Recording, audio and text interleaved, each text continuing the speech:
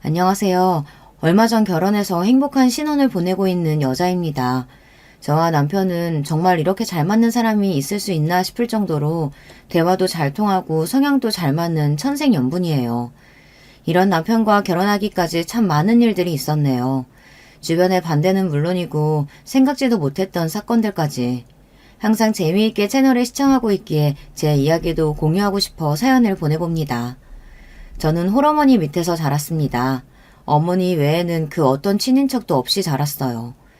친아버지, 친할머니, 친할아버지는 물론이고 외할아버지, 외할머니조차 얼굴을 뵌 적이 없습니다. 어머니께 형제 자매 또한 없었고 심지어 가까이 지내는 지인이나 친구도 없었어요. 말 그대로 완전히 어머니와 저 둘뿐이었습니다. 덕분에 저는 평범한 어린 시절과는 조금 거리가 있는 학창 시절을 보냈어요. 사실 이 사연을 쓰면서 제 학창 시절에 대해 어떻게 이야기를 써내려가야 할지 걱정이 많았습니다. 유치원을 다니던 때까지만 해도 제게는 별 문제가 없었어요. 유치원에는 맞벌이 가정인 친구들이 많았고 저뿐만 아니라 많은 아이들이 정규 수업 시간이 끝난 후에도 유치원에서 시간을 보내다 퇴근 후 느지막이 본인들을 찾으러 온 부모님 손에 이끌려 집에 돌아가고는 했습니다. 저희 어머니께서는 항상 일을 하시느라 바빴어요. 어머니께서는 미용 일을 하셨습니다. 자세히는 알 수 없었지만 항상 커다란 메이크업 박스 같은 것을 들고 이리저리 출장을 다니셨어요. 어느 날은 새벽에 나가기도 하셨고 어느 날은 늦은 오후까지 잠을 주무시다 밤늦게 일을 나가기도 하셨습니다.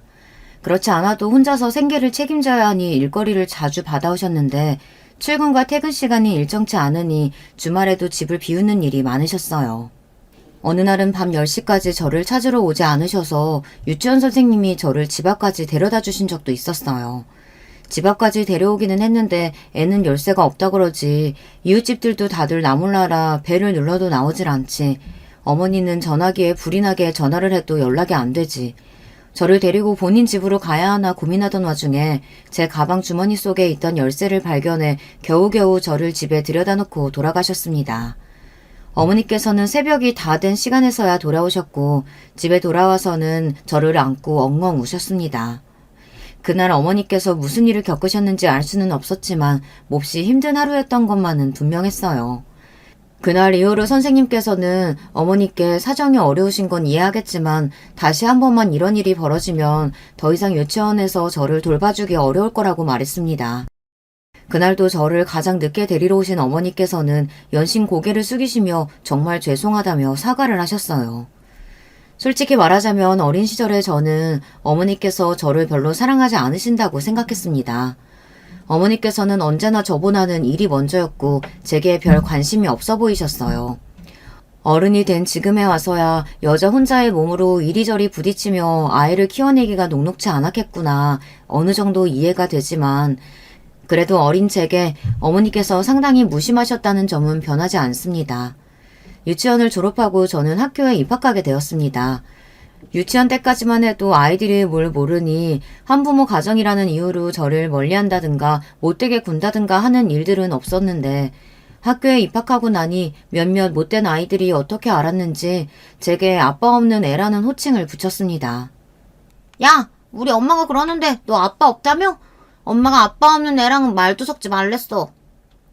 아빠가 없다니, 그럼 쟤는 어떻게 태어난 거야? 밖에서 주워온 애 아니야?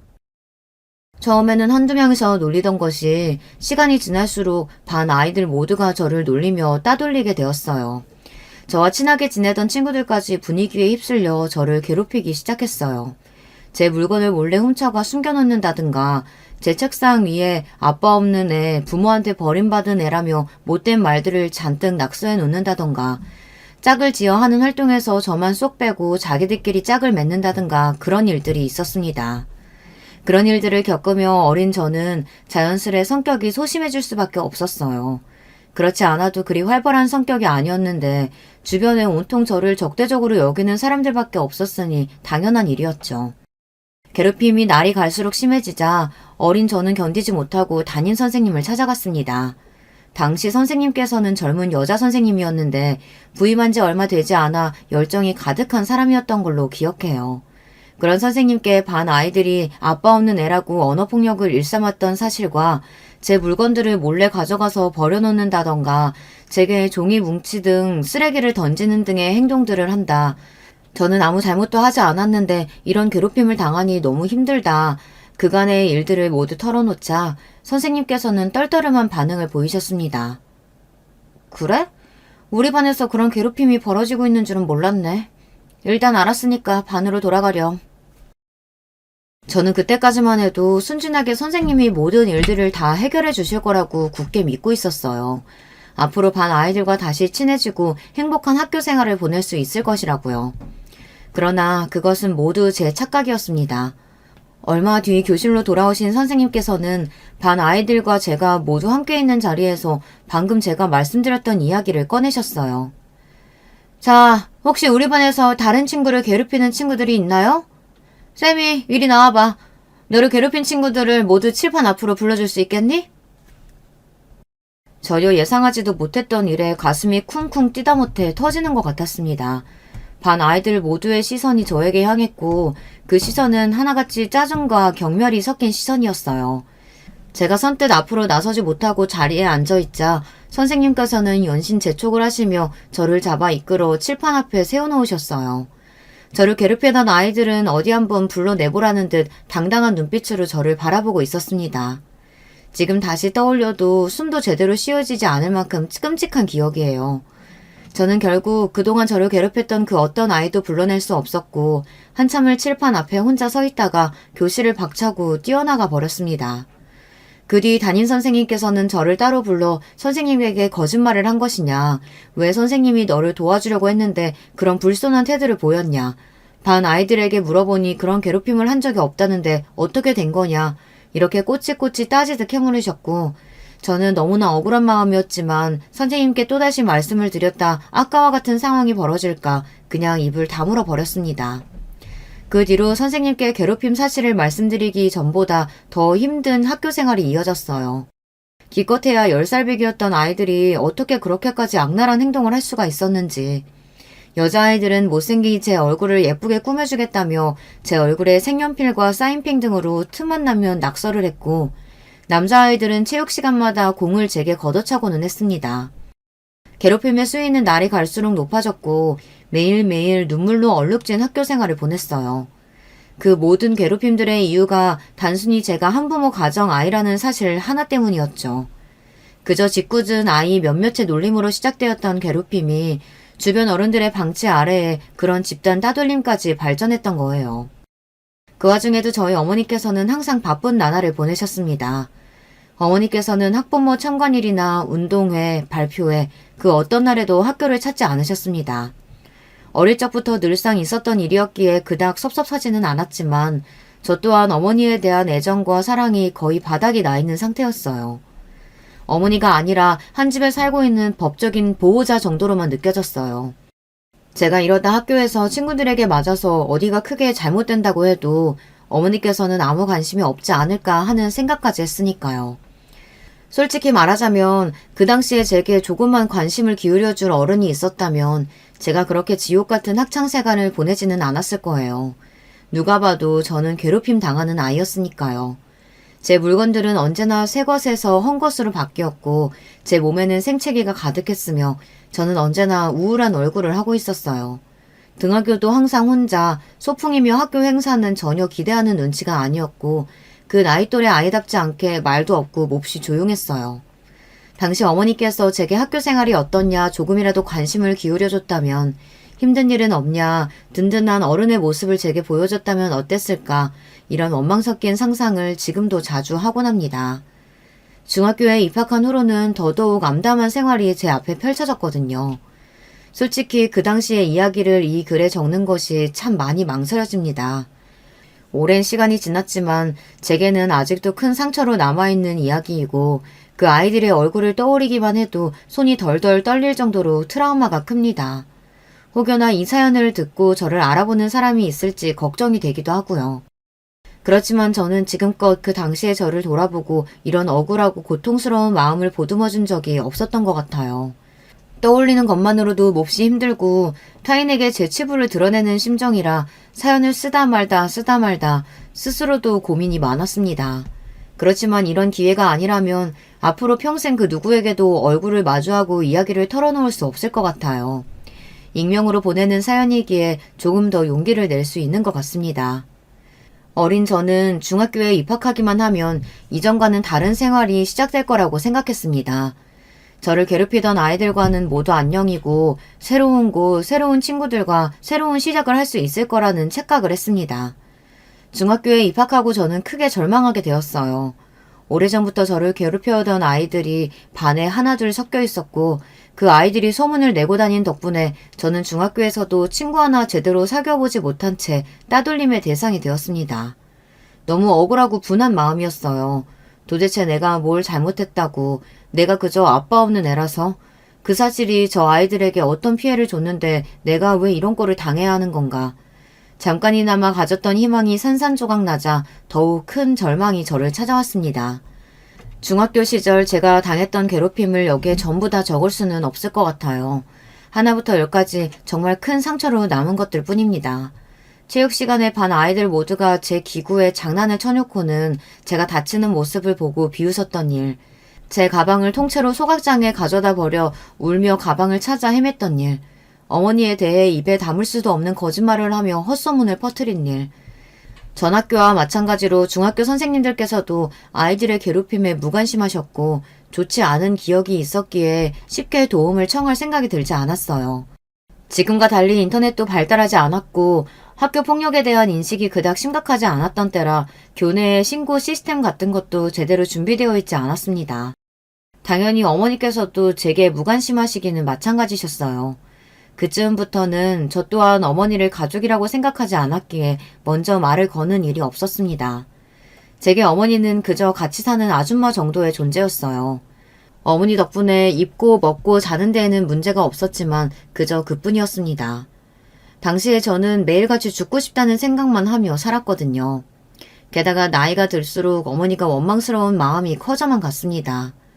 제가 학교 아이들에게 괴롭힘을 당하게 된 이유는 전부 어머니 탓이었으니까요. 제가 멀쩡히 아버지가 계시는 평범한 가정에서 태어나 자랐다면 이런 삶 따위는 살지 않아도 됐을 텐데 왜 어머니는 나를 낳아서 이런 환경에 방치하고 계신 걸까? 내가 어느 날 죽어버리면 안타까워 하시기는 하실까? 저를 괴롭히는 아이들도 몹시 원망스러웠지만 그 누구보다도 원망스러웠던 것이 바로 어머니였던 것 같아요. 어머니께서는 항상 새벽에 나가 밤 늦게 돌아오셨고 매일 피곤해 보이셨어요. 그나마 주말에는 얼굴을 마주할 기회가 있었지만 저와 어머니의 식탁에는 언제나 정막만이 흘렀습니다. 이쯤까지 사연을 들으신 분들은 조금 답답한 마음이 들기도 하시겠죠. 그렇게 힘든 상황에 처해 있으면 왜 어머니께 그 사실을 말씀드리지 않았나 싶으실 거예요. 아무리 어머니가 제게 무관심해 보이고 바빠 보였다 하더라도 그래도 어머니인데 분명 제가 괴롭힘 당하는 사실을 아셨다면 도움을 주셨을 거라고요. 네, 저도 그렇게 생각했습니다. 그래서 중학교에 입학한 지 얼마 지나지 않아 어머니께 어렵사리 이야기를 꺼냈어요. 학교 아이들이 나를 괴롭힌다. 내 물건을 빼앗아가기도 하고 날 때리기도 하고 모두가 보는 앞에서 내게 굴욕을 주기도 하고 인격 모독적인 언행을 한다. 더 이상 버티기가 어렵고 학교 그만두고 싶다. 그렇게 눈물을 터뜨리며 간신히 쏟아낸 제 말에 돌아온 어머니의 대답은 단 한마디였습니다. 안 돼. 아무리 힘들어도 학교는 졸업해야지. 네가 뭘 잘못한 거 아냐? 애들이 이유도 없이 널 괴롭힐 리가 없잖아. 애들하고 잘 지내보려고 노력은 해봤어? 선생님한테 말씀은 드렸고?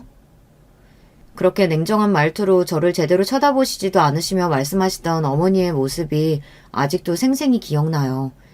저는 그 말에 한마디 대답도 제대로 하지 못하고 그대로 몸을 일으켜 방 안으로 들어가 버렸습니다. 그래도 이 세상에서 유일하게 내 편이라고 생각했던 사람에게 배신당한 기분이었어요. 그동안 애써 어머니께서 바쁘셔서 그런 거겠지. 정말 나를 사랑하지 않는 건 아니겠지. 내가 이런 상황에 처해 있다는 걸 알면 누구보다도 화를 내시고 나를 위해 뭔가를 해주시겠지. 그렇게 막연하게 믿었던 마지막 희망의 끈이 단칼에 잘리는 기분이었습니다. 그렇게 밤새 방 안에서 숨죽여 울었어요. 그날 이후로 어머니께 제 학교 생활에 관련된 이야기는 물론 먼저 말을 꺼내지 않게 되었습니다. 어머니 또한 제게 다시 그 이야기에 대해 되묻지 않으셨어요. 이제 와서 돌이켜보면 어머니께서도 그 당시 타인을 돌봐주실 만한 상황이 아니었던 것 같아요. 어머니께서도 정신적으로 많이 지치시고 아픈 시기였거든요. 그렇지만 다시 생각해도 그런 모든 것들은 면죄부가 될 수 없다고 생각합니다. 어찌되었든 한 아이의 부모라면 제대로 해내야 할 역할이 있는 것이니까요. 아무리 본인이 힘들고 지치는 상황이었다고 한들 다 큰 성인과 어린아이가 겪는 세상은 다른 법이잖아요. 그렇게 저는 고통만 가득했던 중학교를 졸업했습니다. 정말 운이 좋았던 것은 그 당시에 어머니의 일 때문에 이사를 가게 되었다는 것입니다. 그것도 꽤 먼 지역으로요. 보통 아이들은 익숙한 곳을 떠나는 일을 싫어하겠지만 제게는 정말 너무나 다행인 소식이었어요. 저를 괴롭히던 사람들을 떠나 저를 모르는 완전히 새로운 곳에서 새 출발을 할 수 있게 되었으니까요. 새로 이사가게 된 집은 전에 살던 집보다 조금 더 좁고 열악한 환경이었지만 저는 아무 상관이 없었습니다. 그저 빨리 새로운 학교에 들어가 남들과 같은 학교 생활을 할 수 있기를 바랄 뿐이었죠. 그렇게 입학식 날이 되었고 당연하게도 어머니께서는 제 고등학교 입학식에 참석하지 않으셨습니다. 사실 초등학교, 중학교 입학식은 몰라도 고등학교쯤 되면 학교 행사에 참석하지 않으시는 부모님들이 많이 계시잖아요. 아이들이 다 컸다고 생각하니까요. 때문에 부모님이 입학식에 오시지 않은 아이는 저뿐만이 아니었고 저는 그런 사소한 점에서도 소속감을 느꼈어요. 사실 새로운 학교 생활이 마음처럼 쉽게 풀려가지는 않았습니다. 어린 시절부터 쭉 또래 아이들에게 괴롭힘을 받아왔었기에 타인에게 다가가는 일이 너무나 어렵게 느껴지더라고요. 그러지 않으려고 노력했지만 피해의식과 열등감으로 꽁꽁 뭉쳐있는 상태였고요. 그런 저에게 먼저 다가와줬던 친구가 있었습니다. 첫날 옆자리에 앉았던 단발머리의 여자아이였어요. 저는 그 아이에게 먼저 말을 걸까 말까 속으로 수십 번을 고민했지만 차마 먼저 말을 걸 수가 없었어요.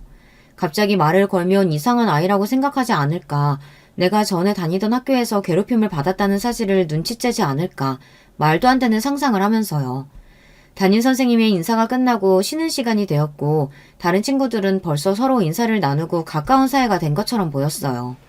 이렇게 또 새로운 곳에서도 친구 사귀는 것에 실패하고 혼자 지내게 되는 걸까 싶던 차에 그 아이가 제게 먼저 말을 걸어주었습니다. 안녕? 못 보던 얼굴인데 이사 왔어? 난 송화중학교 나왔어. 지극히 평범한 대화였지만 저는 그런 대화를 타인과 나눠보는 게 참 오랜만이었어요.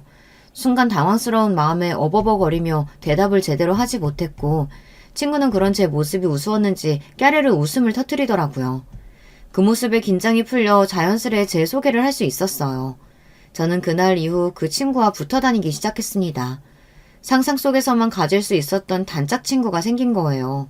게다가 다른 반 친구들도 저를 아무런 편견 없이 대해주었고요. 그렇게 행복한 고등학교 생활을 보내게 되었고 어머니께서도 일터를 옮기신 후 생활이 조금 더 안정적이 되셨는지 조금씩 출퇴근 시간이 일정해졌어요. 전보다 훨씬 여유가 생기신 모습이었습니다. 이전에는 학교 생활을 비롯해 제게 아무런 관심이 없어 보이셨는데 식사 중에 요즘 학교는 어떠냐, 친구는 잘 사귀고 있냐 먼저 물음을 건네시기도 하고 저도 학교 생활이 즐거워지니 그런 어머니께 점점 마음의 문을 열게 되었어요. 그렇게 점점 대화가 늘어나게 되었고 어머니와 저는 몹시 살가운 사이는 아니더라도 어느 정도 일상적인 이야기는 주고받는 사이가 되었습니다. 그러던 어느 날 어머니께서 저를 앉혀놓으시고 지난 세월 동안 살아오신 이야기를 해주셨어요. 그리고 아주 충격적인 말씀을 하셨어요. 제가 어머니의 친딸이 아니라는 사실이었습니다. 저는 어머니가 아닌 어머니의 언니, 그러니까 제게는 이모 되는 사람의 딸이었어요.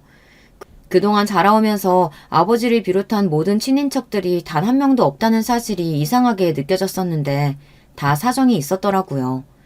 어머니와 언니는 어렸을 적부터 몹시 우애가 좋은 자매였다고 합니다. 어머니의 부모님께서는 언제나 바쁘신 분들이었는데 외할아버지는 정치를 하셨고 외할머니는 그런 외할아버지를 내조하느라 항상 집안일보다는 바깥일을 우선으로 생각하셨다고 해요. 언니와는 나이 차이가 좀 있었기에 어머니는 언니를 엄마처럼 믿고 따르며 지냈다고 합니다. 그러던 어느 날 언니가 낯선 남자의 아이를 임신한 채로 돌아왔어요. 외할아버지께서는 몹시 노하셔서 도대체 정신머리가 있는 거냐 없는 거냐, 결혼도 안 한 처녀가 애를 배웠다는 게 말이 되냐, 더 말할 것도 없다. 당장 애 지어라 호통을 치셨고 항상 부모님 말씀이면 내내 하며 따랐던 언니가 그날은 처음으로 아버지께 대들며 애 지울 생각 없다. 무조건 낳을 거다. 언성을 높였다고 합니다. 외할아버지께서는 애 낳을 생각이면 집 나가라. 너 같은 딸 없는 셈 치겠다. 언니의 뺨을 내리쳤고 언니는 그 길로 정말 집을 나가버렸다고 해요. 언니가 없는 집은 너무나 쓸쓸하고 외로웠고 어머니께서는 언니를 몹시 그리워하셨다고 합니다. 그렇게 시간이 흘러 1년여쯤 지났을 때 어머니께서는 충격적인 소식을 듣게 되었어요. 바로 언니가 자살했다는 소식이었어요. 알고 보니 언니를 임신시킨 남자가 언니가 아이를 가졌다고 하니 도망가 버렸고 그동안 언니 혼자 일을 하며 아이를 낳고 키우고 있었던 것이었어요. 어찌어찌 열심히 살아보려 애썼지만 부잣집에서 곱게 자란 아가씨였던 언니는 그런 본인의 처지를 견딜 수가 없었는지 결국 극단적인 선택을 하게 되었고 갓난아이였던 언니의 딸은 부모님이 거둬주지 않아 보육원에 갈 처지였다고 합니다. 어머니께서는 도저히 그런 모습을 두 눈 뜨고 볼 수 없었고 결국 저를 데리고 집을 나왔다고 했어요. 언니와 마찬가지로 어머니께서도 평생을 부모님의 울타리 안에서 온실 속의 화초처럼 자라왔기에 막상 사회로 나오니 할 수 있는 일이 없었다고 합니다. 그렇게 시작한 것이 미용 일이었고 정신적으로나 신체적으로나 매일매일이 너무나 힘들었다고 해요. 결혼은커녕 남자를 제대로 만나본 적도 없었던 어머니에게 하루아침에 아이가 생긴 것인데 아무리 죽은 언니를 위한 일이었다고 하더라도 어머니께서 진짜 엄마처럼 저를 사랑해 주시기란 쉬운 일이 아니었겠죠. 게다가 널 보면 언니를 버리고 간 그 얼굴도 이름도 모르는 그 남자가 떠올랐어. 그래서 네가 미울 때도 많았다. 너 때문에 내 인생이 망했다고 생각할 때도 있었어. 그래서 그렇게 내게 모질게 굴었던 거지. 사실 너도 네가 선택한 부모 인생이 아닌데도 그저 원망할 대상이 없어서 너를 원망했던 거야. 완전히 부모 자격 실격인 거지. 매일매일이 지옥같이 힘들고 고통스러워서 모든 걸 다 포기하고 널 버리고 아버지께 돌아갈 생각도 했었어. 그렇지만 지금은 아니야. 나도 이제야 엄마가 될 준비를 마친 거야. 솔직히 어린 마음에 그 당시 어머니의 심정을 전부 이해하기란 어려웠어요. 그래도 그 진솔한 대화 이후로 어머니와 저는 훨씬 더 가까운 사이가 되었습니다. 어머니가 내 친어머니가 아닐지도 모른다는 생각은 어렸을 적부터 자주 하던 것이었지만 실제로 친어머니가 아니었다니 마음이 드숭숭하기도 했어요. 그날 이후로 저는 저희 친부모님과 외조부님에 대한 궁금증이 생기기 시작했습니다. 외할아버지는 정치를 하는 분이라고 했고 집도 잘 살고 꽤나 유명한 사람이라고 했으니 혹시 내가 아는 사람은 아닐까, 친부모님은 어떤 분들이었을까 하는 생각들이었어요. 어머니께서는 이제 다시는 볼 일 없는 사람들이고 네가 이렇게 잘하는 동안 우리를 한 번도 먼저 찾지 않은 냉혈한들이다. 신경 쓸 것 없다 말씀하셨지만 궁금한 마음은 어쩔 수가 없었습니다. 제게 먼저 말을 걸어준 친구 덕에 저는 고등학교 생활은 무사히 적응할 수 있었어요. 중간중간 어려움도 있었지만 큰 문제 없이 순탄한 일상을 보낼 수 있었어요. 저는 그 과정에서 마음 착한 친구들과 어울리며 이전 학창시절에서 받았던 마음의 상처를 많이 치료할 수 있었습니다. 지금도 그 친구들과는 계속해서 연락하고 있고 언제나 고마운 마음이 커요. 그렇게 고등학교를 졸업한 후 저는 대학교에 들어가는 대신 어머니를 따라 미용 일을 하기 시작했습니다. 그즈음부터 어머니는 그동안 모아놓으셨던 돈으로 작은 미용샵을 여셨고 저는 그곳에서 어머니에게 미용을 배우며 일했습니다. 배운 것들로 틈틈이 자격증도 따고 점점 미용에 진심이 되어갔어요. 처음에는 그저 어머니가 하시는 일이기에 별 생각 없이 시작했던 일이었는데 날이 갈수록 욕심이 생기게 되었어요. 결국 저는 어머니 가게에서 일하는 것을 그만두고 더 큰 가게에서 제대로 미용을 배워보고 싶다는 생각에 면접을 보러 다니기 시작했습니다. 다행히도 미리 따두었던 자격증들이 큰 역할을 해주었고 운 좋게 한 샵에 취직을 하게 되었습니다. 그곳에서 저는 지금의 남편을 만났어요.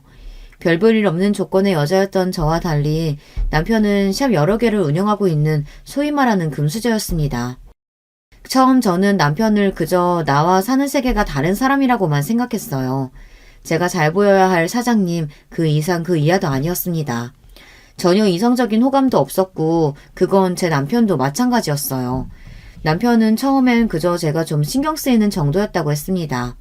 새로운 직원인데 어려운 형편에 열심히 사는 것 같았고 뭐든 나서서 하려고 하지만 덤벙덤벙대며 실수도 많이 하고 소심한 성격 덕에 직원들과 쉽게 어울리지도 못하는 모습이 이상하게 자꾸 신경이 쓰였다고 하더라고요. 어딘가 짠한 동생같이 느껴졌기에 자기도 모르게 하나둘씩 챙겨주고 대화를 나누다 보니 점점 마음이 생기게 되었고 결국 남편은 저에게 먼저 고백을 해왔습니다. 저는 부담스러운 마음에 남편의 고백을 거절했어요. 이제 미운텔이 바뀌었을 테니 일도 그만두고 새로운 직장을 구해야 하나 걱정을 하고 있었습니다. 하지만 제 걱정과는 달리 남편은 제게 본인의 마음을 강요하지도 고백을 거절당한 것도 기분 나빠하지도 않았어요. 이전과 별 다를 것 없이 제게 친절하게 대해주었습니다. 그런 과정에서 저는 남편에게 천천히 마음의 문을 열 수 있었던 것 같아요. 남편은 제가 가지고 있었던 마음의 상처들을 다 보듬어 주었어요. 그런 남편에게 저 또한 점점 빠져들게 되었습니다. 그렇게 정식으로 교제를 시작하게 되었고 남편 덕에 정말 행복했어요. 남편은 경제적으로도 부유했지만 마음도 풍요로운 사람이었습니다. 저와 남편은 연애하는 내내 한 번도 싸우지 않았어요. 신혼생활을 보내고 있는 지금까지도요. 남편 덕에 전 해본 적 없던 호강을 많이 했습니다. 됐다고 이런 선물 부담스럽다고 말했는데도 자꾸 비싼 옷이며 가방들을 사들고 왔고 항상 좋은 것만 먹여주고 좋은 곳에 데려가고 본인보다 저를 먼저 생각해주고 사람에게 받은 상처와 트라우마가 있어 제가 못난 모습을 보일 때도 언제나 넓은 마음으로 저를 다 이해해 주었어요. 말 그대로 백마탄 원장님 같은 사람이었습니다. 그런 저희에게 문제가 하나 있었다면 바로 시어머니였습니다. 남편은 젊은 나이에 샵을 여러 개 운영하고 있었는데요. 분명 능력 있는 사람이긴 했지만 처음부터 끝까지 남편 손으로 일궈낸 사업은 아니었어요. 시아버지께서는 다방면으로 크게 사업을 하는 분이셨고 처음부터 잘 사는 집안 아들인 줄 알고 있었지만 상상 이상으로 더 잘 사는 집안이었습니다. 외동아들이었던 남편에게 시부모님께서 거는 기대가 컸고 집안에서 정해진 여자와 결혼하기를 바라셨어요. 저와 만나는 사이며 결혼하고 싶다는 말씀을 처음 드렸을 때 정말 크게 싸웠다고 했습니다. 그 얘기를 전해 듣고 나니 저희 친어머니가 생각나기도 했어요. 잘 사는 집안 자식이라고 다 좋은 건 아니구나. 본인 인생을 본인이 결정하지 못하는 경우가 많겠구나 하고요. 솔직히 저는 시댁 식구들의 반대 앞에 당당해질 수가 없었습니다. 제가 남편에 비해 한참 모자란 사람인 것이 사실이니까요.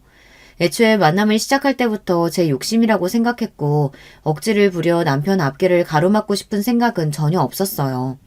그러나 남편은 그런 제게 허튼 생각하지 말라며 나는 너하고 꼭 결혼할 거다. 부모님께서 아무리 반대하셔도 내 뜻을 굽힐 생각은 전혀 없다. 저를 안심시켰습니다. 시아버지께서는 그래도 지들이 좋다는데 그냥 허락하자 하셨지만 시어머니께서는 끝까지 저를 반대하셨어요. 그렇지만 더 이상 반대하시면 집안과 연락을 다 끊고 나가서 둘이 바닥부터 시작해서 살겠다 고집을 부렸던 남편 덕에 결국 시어머니께서도 저희의 결혼을 허락하시게 되었습니다. 마지못해 결혼은 허락하셨지만 여전히 저는 시어머니의 눈엣 가시였기에 저를 곱게 봐주시진 않았어요. 언제나 제게 못 배워먹은 애라며 저런 수준 떨어지는 애를 어떻게 집안 식구를 들이냐 면전에 대고 구박을 하셨습니다. 어머니께서도 결혼을 그닥 반기는 눈치는 아니셨어요. 수준 맞는 사람이랑 만나 둘이 행복하게 결혼하고 살았으면 좋겠는데 꼭 그렇게 어려운 길을 가야겠냐. 너희 친어머니 얘기도 해주지 않았었냐. 사람이 너무 욕심을 부리면 안 되는 법이라면서요. 그렇게 순탄치 않은 결혼 준비였는데 상견례 자리에서 일이 터졌습니다. 시어머니께서 어머니를 너무 무시하는 바람에 어머니가 결국 참지 못하고 언성을 높이신 거예요. 당신 애들만 이 결혼 반대하는 줄 알아? 나도 당신들 같이 돈만 많고 사람 무시하는 집안이랑은 상정도 하기 싫어. 돈이면 단 줄 알아? 나도 돈 있을 만큼 있어 봤어. 세상엔 돈보다 중요한 게 있는 거야. 뭐야? 못 배워먹은 집안 아니랄까봐 어디서 반말에 찍찍하면서 사람한테 삿대질을 하는 거야? 사람이 없으면 고개를 좀 숙일 줄도 알아야지. 가진 건 쥐뿔도 없는 주제에 자존심만 세가지고는. 두 사람도 지금 상견례 자리에서 뭐 하시는 겁니까? 애들 보기 부끄럽지도 않아요? 결국 상견례 자리는 엉망이 되었고 시어머니께서 저런 집안과는 절대 결혼 못한다며 파혼을 선언하셔서 파토가 날 뻔했어요. 그렇지만 언제나 과묵하시던 시아버지께서 나서서 이제 좀 그만하라며 아들이 좋다고 하고 사돈 말대로 돈이 다가 아니지 않느냐. 저렇게 심지 곱고 올곧은 사람이면 애도 잘 키웠을 거다. 더 이상 왈가왈부 토달지 말고 결혼시키라 못을 박으셨어요. 결국 저희는 그날 날짜를 잡게 되었습니다. 그렇게 말도 많고 탈도 많았지만 앞으로 일이 순탄하게 풀려갈 일만 남았다고 생각했어요. 그렇지만 결혼을 한 달가량 남겼던 어느 날 저희 어머니께서 갑작스레 제 곁을 떠나시게 되었습니다. 사인은 위암이었고 알고 보니 어머니께서는 오래전부터 투병을 해오셨지만 그 긴 시간 동안 제게 아무런 티를 내지 않으셨던 것입니다. 어떻게 그 긴 시간을 힘든다는 말씀 한마디 하지 않고 혼자서 버텨오셨던 건지. 암을 발견했을 때 이미 말기였기에 굳이 수술을 한다거나 더 이상의 연명치료를 하지 않고 고통을 줄여주는 진통제만으로 버티며 담담히 죽음을 받아들이셨다고 했어요. 그렇게 저는 하루아침에 천외고아가 되었습니다. 어머니께 저는 처음부터 끝까지 마음의 짐만 되는 존재였다는 생각을 지울 수가 없었어요. 어머니가 많이 원망스럽기도 했지만 그만큼 어머니께 많이 기대고 있었고 세상 하나뿐인 가족이었던 어머니를 정말 많이 사랑했습니다. 어머니께서 암이라는 사실을 혼자서 아시고 긴 시간 동안 버티시는 동안 저는 남편과 연애하며 결혼할 생각에 들떠있기만 했다니 죄책감과 죄송함이 이루 말할 수 없었어요. 어머니의 장례를 준비하면서 너무나 슬펐습니다. 그런 제게 남편은 결혼을 미루자는 이야기를 꺼냈습니다. 마음 추스르고 어느 정도 주변 정리가 되었을 때 결혼하는 것이 좋을 것 같다면서요. 시어머니께서는 옳다구나 하고 그래 이 기회에 좀 더 진지하게 결혼에 대해 다시 고민해보라며 너희 어머니께서도 이 결혼 반대하시지 않았냐. 하늘에서 얼마나 슬퍼하시겠냐. 말도 안 되는 소리를 짓거려댔습니다. 평생 주변의 모든 사람들과 인연을 끊고 저만을 위해 살아오셨던 분이니 장례식장에는 어머니가 운영하셨던 가게와 관련된 사람들만이 몇몇의 화환을 보내주었어요. 다른 식장에 비해 썰렁한 분위기였습니다. 시어머니께서는 식장에 들어서면서부터 저 들으라는 듯이 세상에 이렇게 화환 없는 장례식장은 또 처음 본다면서 돈이 중요한 게 아니다 큰 소리로 따박따박 따지더니 돈 말고 주변에 사람도 없었던 모양이라고 개털 집안이 따로 없네 말씀하셨습니다. 순간 너무나 화가 났고 아무리 저를 싫어하신다고 하더라도 남의 장례식장에 오셔서까지 저런 말을 하실 수 있나 싶어 저도 모르게 언성을 높였습니다. 시어머니께서는 그런 제게 역시 개 잡종 집안 출신이었다면서 시엠이 될 사람이라고 생각하면 이렇게 건방지게 굴 수가 없다며 못 배워먹은 년 며느리로 들일 생각 추호도 없다. 이 결혼 무효다. 파혼이다. 소리를 지르셨습니다. 그쯤 되니 저도 더 이상 참을 수 없었기에 이런 취급을 받을 바에 저도 결혼 안 하겠다고 소리를 지르려던 찰나 조용하던 식장 입구에 갑자기 인기척이 느껴지더니 정장을 입은 남자들이 우르르 몰려 들어오기 시작했습니다. 갑자기 일어난 일에 저와 시어머니 남편 모두 어안이 벙벙한 채로 그 광경을 지켜보고 있었어요. 정장을 입은 남자들 사이로 딱 봐도 귀티가 철철 흐르는 할아버지 한 분이 제게 다가오시더라고요. 그러더니 제 손을 꼭 잡고 제 이름을 말씀하시며 그동안 고생 많았다 말씀하시는데 본능적으로 알 수 있었습니다.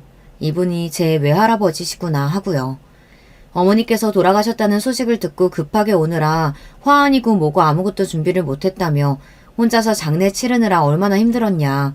본인이 제 할아비라 말씀하시는데 옆에서 그 얘기를 듣고 계시던 시어머니 얼굴이 새파랗게 질려있더라고요. 분명 가족이라고는 엄마밖에 없다고 하지 않았냐. 할아버지라니 그게 무슨 말이냐 따지듯 제게 물어오시는데 외할아버지께서 그동안 인연이 닿질 않아 서로 모르고 지내고 있었다. 이제라도 손녀를 찾았으니 그동안 못해줬던 거 다 해주려고 한다 답하셨어요.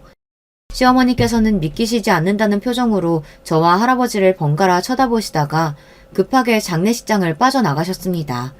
남편 또한 너무나 놀랐지만 일단 나중에 다시 이야기하자며 시어머니를 따라 식장을 빠져나갔고 저와 할아버지는 자리에 앉아 그간의 이야기를 나누었어요. 외할아버지께서는 어머니가 돌아가시기 얼마 전 본인을 찾아왔다 말씀하셨어요. 그동안 왜 나와 언니 아이를 찾지 않았냐 물어오는 어머니께 뭐라 대답할 말이 없다고 하시더라고요. 어머니가 저를 데리고 집을 나간 후 외할아버지께서는 괘씸한 마음이 크셨다고 합니다. 딸이라고 둘 있는 거 정성 들여 키워놨더니 부모 마음도 모르고 차례대로 집을 나가기나 하고 먼저 다시 돌아와 제발 받아달라 사정하지 않으면 절대 받아줄 생각이 없었다고 해요. 본인의 처지를 비관해 극단적인 선택을 했던 제 친어머니처럼 어머니 또한 얼마 버티지 못하고 다시 꼬리를 내리고 집으로 돌아올 거라고 생각하셨다고 합니다.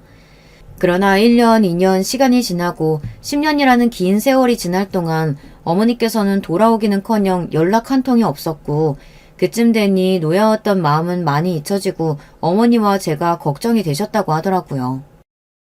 그치만 그놈의 자존심이 뭐라고 먼저 연락할 생각은 들지 않았다. 그저 어디서 어떻게 살고 있는지 조사해보니 생전 몸쓰는 일이라고는 해본 적도 없던 애가 미용실에서 일을 하고 있다고 하더구나. 아이도 별 문제 없이 학교 다니고 있다고 하고 잘 살고 있는 것 같기에 그때는 그저 그 사실을 안 것만으로 만족했어. 그렇게 외할아버지께서는 또 긴 세월 동안 저와 어머니를 잊고 본인 인생에 집중하며 열심히 달려오셨다고 해요. 그렇게 본인이 목표하던 자리에 도달하고 인생을 되돌아보게 되었을 때 그제서야 딸들에게 너무나 매정했던 본인의 행동이 몹시 후회가 되셨다고 합니다. 그때 마침 어머니께서 외할아버지를 찾아오셨고 어머니께서는 본인이 위암 말기라며 곧 죽는다는 소식을 외할아버지께 전하셨어요. 어머니께서는 나 곧 죽는다. 언니 딸은 곧 결혼한다. 내가 죽고 나면 그 애 혼자 세상에 남겨질 것 같아 걱정되는 마음에 아버지 찾아온 거다. 난 솔직히 아직도 부모님이 많이 밉다. 그래도 언니 딸이 무슨 죄가 있냐. 아버지 하나뿐인 손녀니 나 죽고 나서 부디 잘 챙겨주시길 바란다. 그렇게 어렸던 애가 결혼한다고 잔뜩 들떠있는데 내가 보기엔 아직도 철부지나 다름없다. 아버지께서 나한테 조금이라도 미안한 마음이 있다면 나 죽고 나서 모르는 척 하지 말아달라는 말을 남기고 덤덤히 돌아가셨다고 합니다. 그렇게 얼마 지나지 않아 어머니께서는 정말 돌아가셨고 뒤늦게 그 소식을 접하신 외할아버지께서는 사람들을 이끌고 장례식장을 찾아오셨던 것이었습니다. 저는 정치에 관심이 없어 잘 몰랐지만 외할아버지께서는 제 생각보다 훨씬 더 유명하신 분이었어요. 사연에 실명을 언급할 수는 없지만 아마 여러분께서도 수도권에 살고 계시다면 한 번쯤 들어보셨을 만한 분이실 겁니다. 어머니께서 잘 사는 집에서 태어나 자랐다고 하셨을 때 잘 살아봤자 아마 시댁이랑 비슷한 수준이겠거니 막연히 생각만 했었는데 알고 보니 비교도 되지 않는 다이어수저 집안 출신이었어요. 그런 부귀영화를 뒤로하고 죽은 언니를 위해 맨몸으로 애 하나 데리고 나와 평생을 고생만 하다 쓸쓸하게 돌아가셨다니. 어머니가 원망스럽기도 하고 한때는 남보다 못한 사이라고 생각했지만 모든 사실을 다 알게 된 지금은 너무나 감사하고 죄송한 마음이 큽니다. 저를 위해 어떤 희생을 하셨는지, 어떤 조건들과 행복한 인생을 뒤로하고 저를 선택하셨던 것인지 이제는 다 알고 있으니까요. 그렇게 장례식이 마무리되고 외할아버지께서는 괜찮다고 손사래를 치는 제게 결혼 축하 선물이라며 최고급 아파트와 함께 제가 운영할 수 있는 미용샵을 오픈해 주셨어요. 사실 저만의 가게를 가지는 것은 오래전부터 꿈같은 일이었는데요. 지금도 현실이 믿기지가 않아요. 어머니를 잃은 슬픔이 채 가시기도 전에 새로운 가족이 생겨 얼떨떨한 기분입니다. 장례식장에서까지 개 잡종 집안인을 모내 큰 소리를 떵떵 치시며 파혼을 외치시던 시어머니께서는 지금은 완전히 다른 사람이라도 되는 듯 제 앞에서 설설 기고 계세요. 정확히는 모르지만 알고 보니 외할아버지께서 시아버지 사업에 도움을 많이 주신 분이었다고 하더라고요. 솔직히 아직도 실감이 나질 않아요. 드라마에서나 보던 일이 제게 실제로 일어나다니. 학창시절 친구들에게 아빠 없는 애라고 괴롭힘받으며 지냈던 때만 해도 제가 세상에서 제일 불행한 사람이라고 생각했거든요. 멋있고 부자인 아버지께서 어느 날 왕자처럼 제 앞에 나타나 저를 구해주는 상상을 매일 밤 하며 잠들었어요. 그런 상상을 하면서도 절대로 일어날 일이 없다는 것을 스스로 알고 있었기에 참 비참했었는데 철없는 어린애가 하던 상상 속에서나 일어나는 일이 정말 현실에서 벌어지다뇨. 남편은 정말 잘 됐다며 이제라도 가족을 찾아서 다행이다 진심으로 저를 축하해 주었어요. 시아버지께서도 다른 사람도 아니고 본인 사업에 큰 도움을 주신 외할아버지의 손녀였다니 정말 운명이라는 것이 존재하는 모양이라며 앞으로 한 가족처럼 잘 지내보자 제 등을 토닥여 주셨습니다. 애초에 시아버지께서는 제 결혼을 크게 반대하시지 않는 분이셨으니 제가 외할아버지의 손녀라고 해도 크게 태도가 변화지지 않으셨어요. 시어머니 쪽은 이야기가 좀 많이 다르지만요. 그동안 제게 막말과 폭언을 쏟아내며 매사에 구박을 일삼았던 시어머니께서는 살얼음판을 걷는 기분이신 모양입니다. 제가 외할아버지께 그동안의 시어머니의 만행을 전부 다 일러바치고 복수라도 할까봐 걱정이 되시는 거겠죠. 물론 그런 생각을 한 번도 해보지 않은 것은 아니었지만 굳이 실행에 옮길 생각은 없습니다.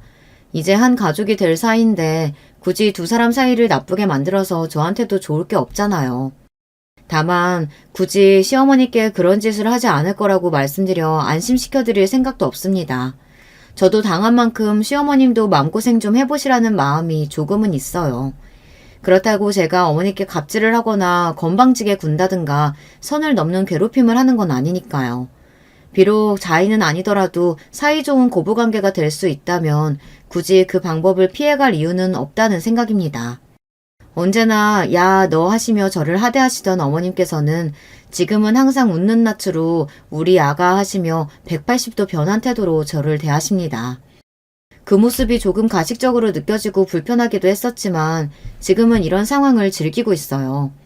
물론 이 모든 것들이 저의 외할아버지가 아니었다면 일어나지 않은 일들이었기에 한편으로는 조금 씁쓸한 마음이 들기도 합니다.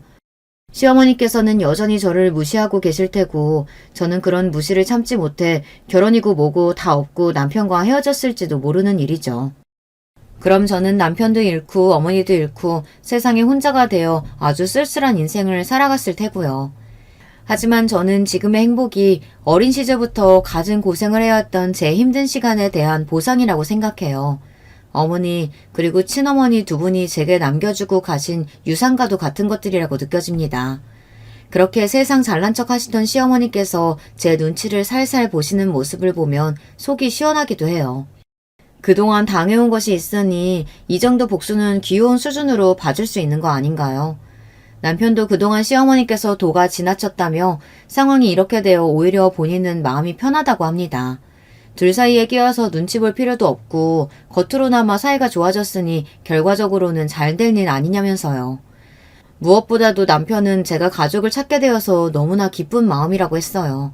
남편은 언제나 저를 진심으로 위해주고 아껴주고 사랑해주는 사람이거든요.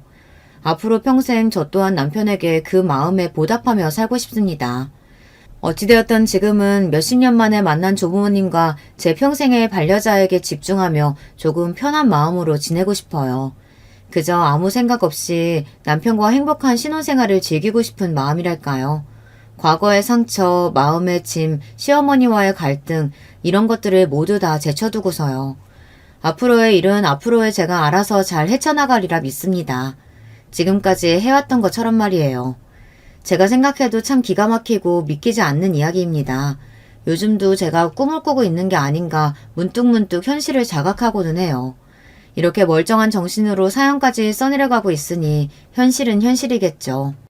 아침에 일어나 남편과 굿모닝 인사를 하고 간단하게 밥을 차려 먹고 외할아버지께서 차려주신 제 샵에 출근해 원하던 미용 일을 마음껏 하고 행복한 시간을 보내다 저녁 시간이 되면 퇴근을 합니다.